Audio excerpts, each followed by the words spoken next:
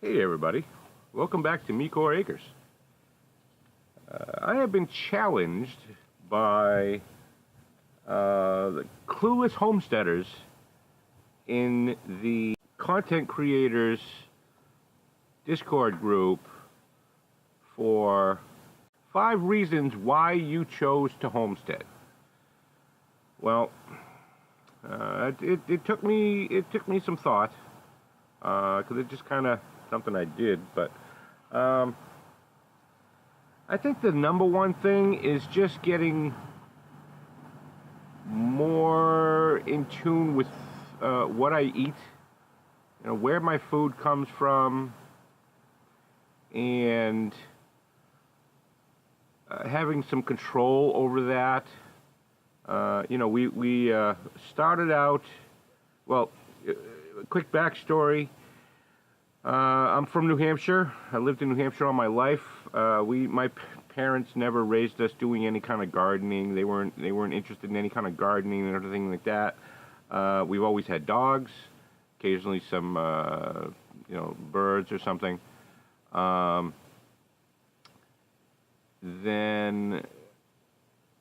my father did go and get a couple of pygmy goats to help clear some land that we had in our backyard. I was still fairly young then. I remember them. I remember they were fun. We enjoyed them, but that's all they were. They weren't really. They were a tool to clear the land. Other than that, we didn't breed them for milk. We didn't raise them for meat or anything like that. They were strictly just the pets or to clear the land. And then I remember them just being gone. But that's always kind of been in the back of my head. When I was really young, we had some neighbors that his mom had a farm. Well, he had a farm, that his mom, on his mom's property. They had some cows at one point. They had pigs. They mostly, I remember, the chickens, and the chicken coop with a lot of chickens, and gardening and things like that. Again, I never really kind of got into it at the time. Again, I'm talking probably pre-tween, but there was probably always something there. And just basically, the older I got, the more aware I became. And like I said, it was just kind of I want to know where my food's coming from. So when we were lucky enough to find this property here in Central Florida and move down here, my intent was always to, there was already a couple of raised bed gardens here, and we have enough property. Mary and I decided, hey, we love goats. Let's get some goats. They're just cute as heck. Let's get some goats. And I was all for it because I love making cheese and things like that, and I do a lot of baking. The thought of getting a couple of milk goats I thought was great, and I love the Nigerian dwarfs. So we ended up last year getting 2 baby doelings, and they've just been fantastic. With the intent was to breed them this year and then start getting milk, but I was getting a little antsy. And then, due to some unforeseen circumstances on their end, the farm that we got the goats from had to sell their whole herd. And they had this one beautiful doe who had already freshened twice that we instantly fell in love with when we went there to look at everybody. So when I happened to see that she had to sell her herd, there wasn't really much of a question. It was just, hey, Mary, we need to get Bella. So that's how we ended up getting Bella, our third one, who is a Nubian Nigerian cross, and she's just a love. They're so easy to keep, and they're such fun. They're fun to watch. When I'm giving them grain, they can get a little whiny, but that's okay. But when we got Bella, she had just freshened, and the lady that we got them from didn't milk them. She wasn't interested in that. They were just kind of, they were kind of extended pets for her, which is great. But Bella was still in milk when we got her.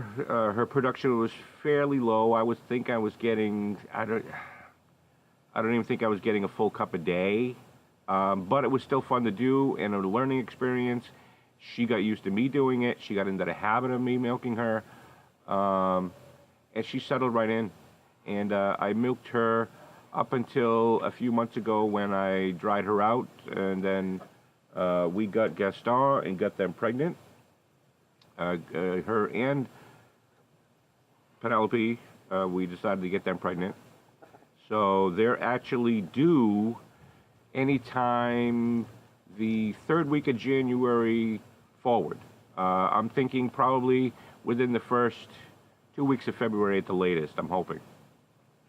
That's number one reason it was like the, so then we got chickens. We had chickens up in New Hampshire until we were told that we're not supposed to have them. And then, so down here, like I said, we got the goats, and then this past spring, I decided it was time to get some chickens, so we got some chickens for the fresh eggs, and then that turned into getting some ducks just for the experience, and they've been a lot of fun. I love the ducks. I love my call ducks especially.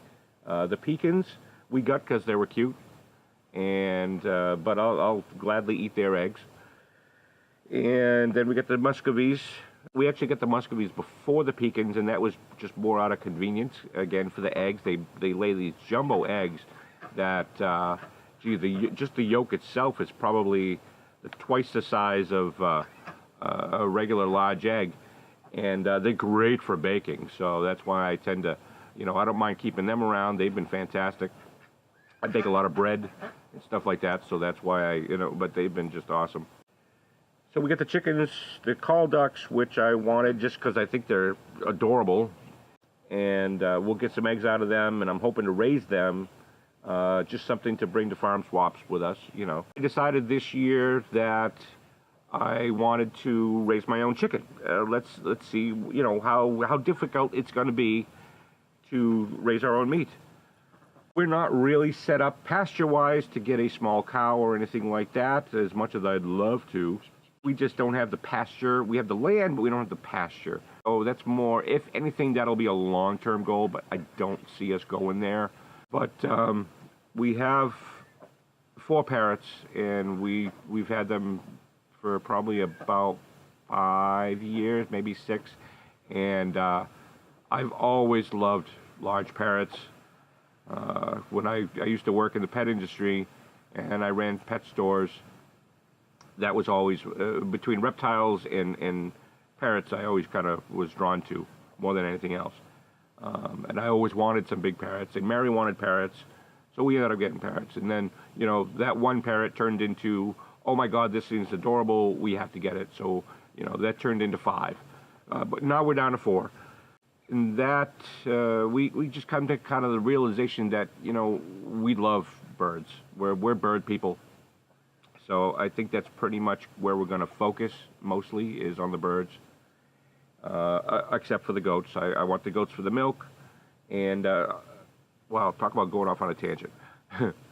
Sorry about that. I decided that I wanted to try to raise my own meat birds. It looked like it was pretty easy.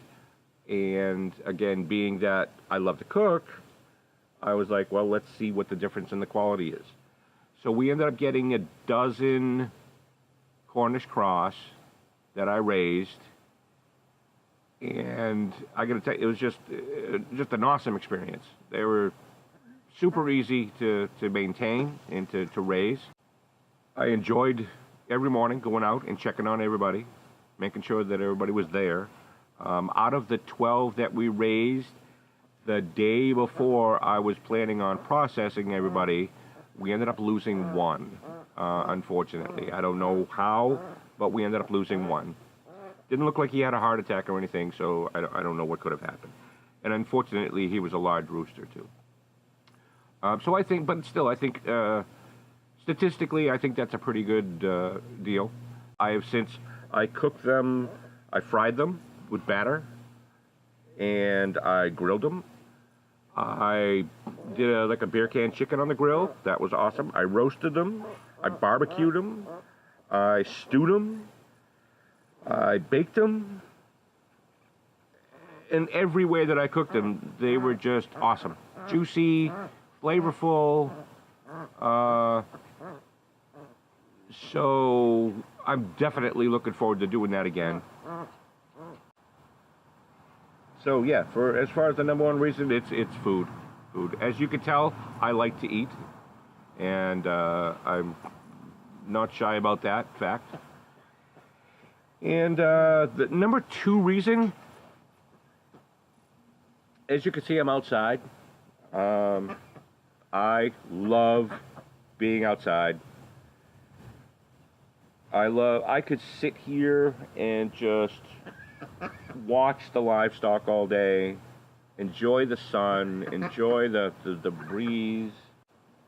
I'm not, obviously, as you can tell, I'm not the athletic type, but I've always enjoyed being outside as opposed to being cooped up in a house. So again, for number two reason, I would have to say it's just being out, enjoying the weather, enjoying nature. I love going for hikes in the nature.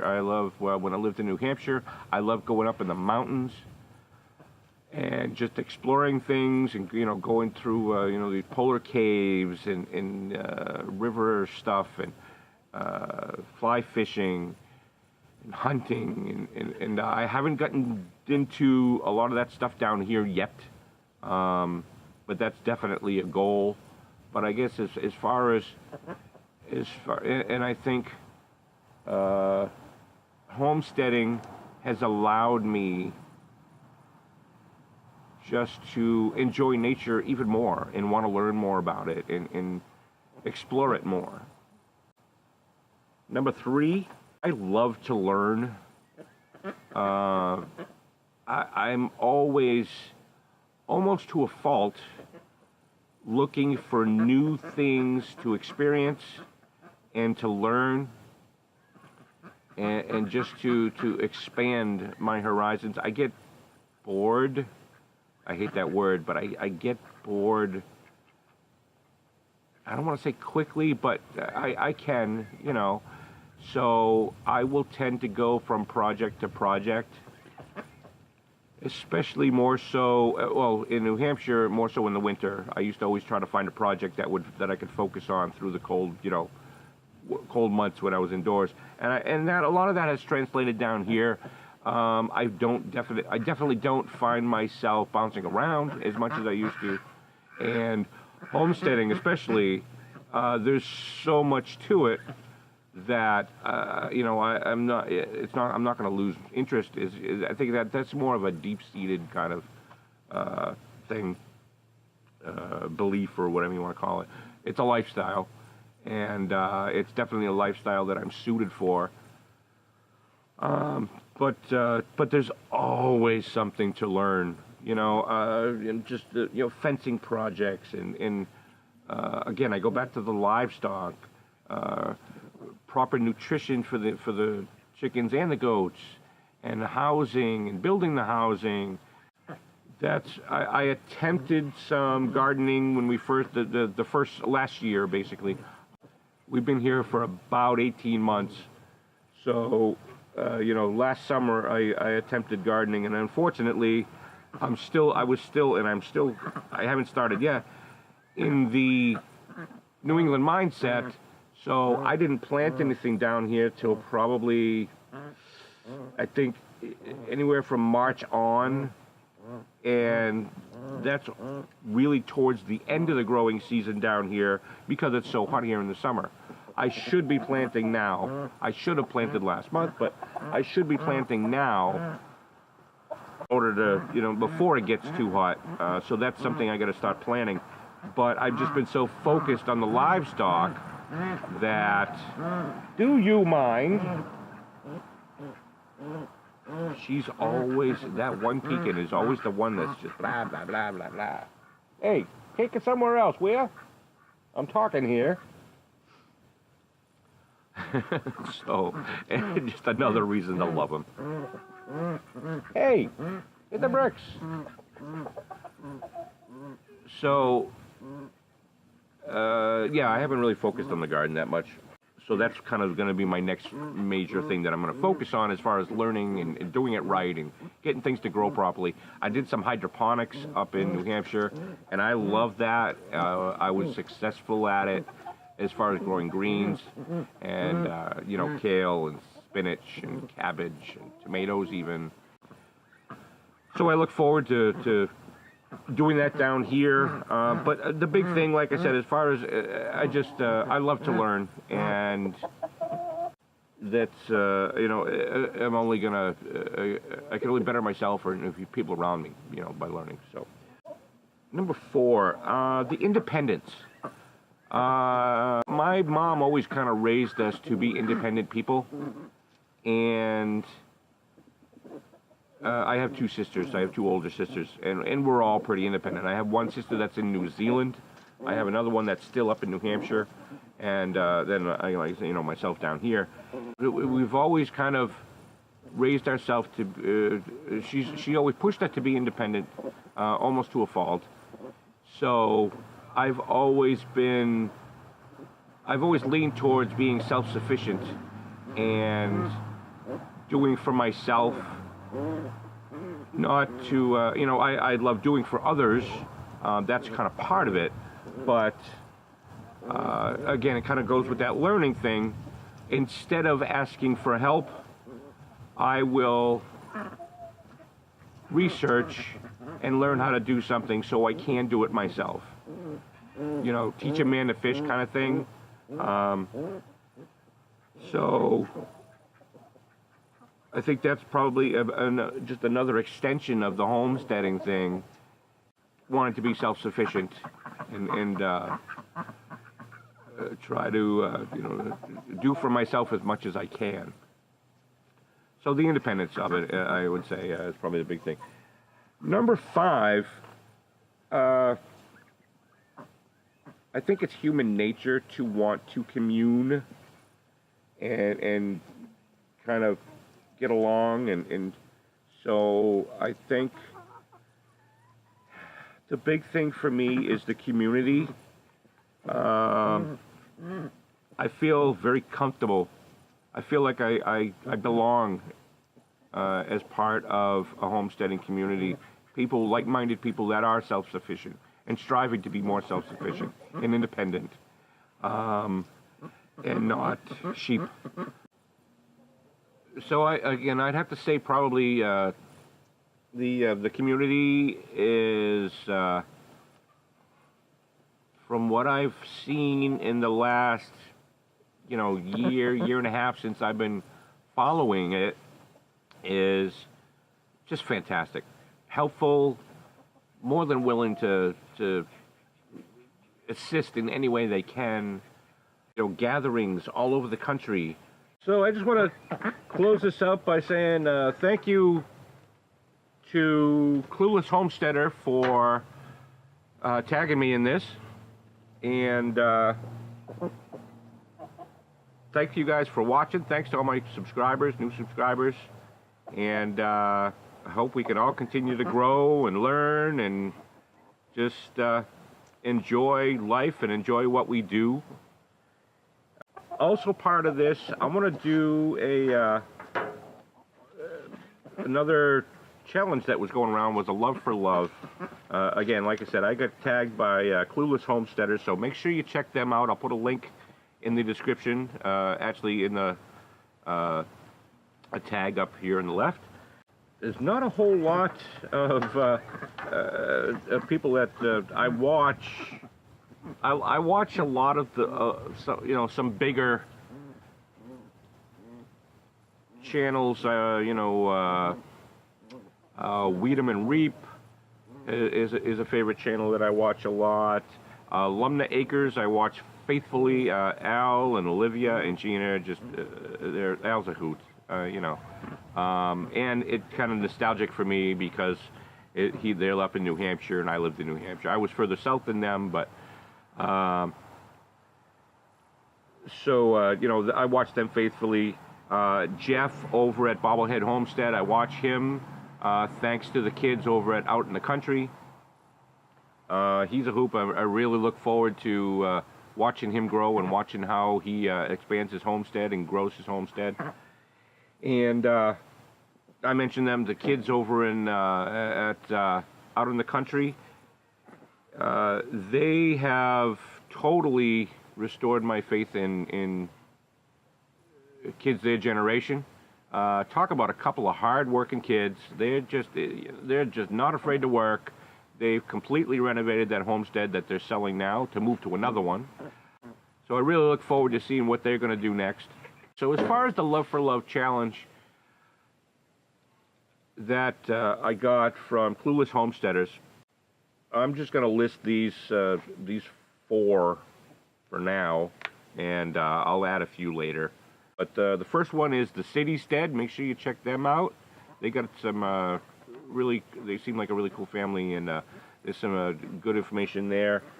Mississippi Gulf Coast Gardener. There's a mouthful. I just discovered him a few weeks ago. He's got some really cool information, some neat gardening information, gardening techniques and stuff like that. So make sure to check them out.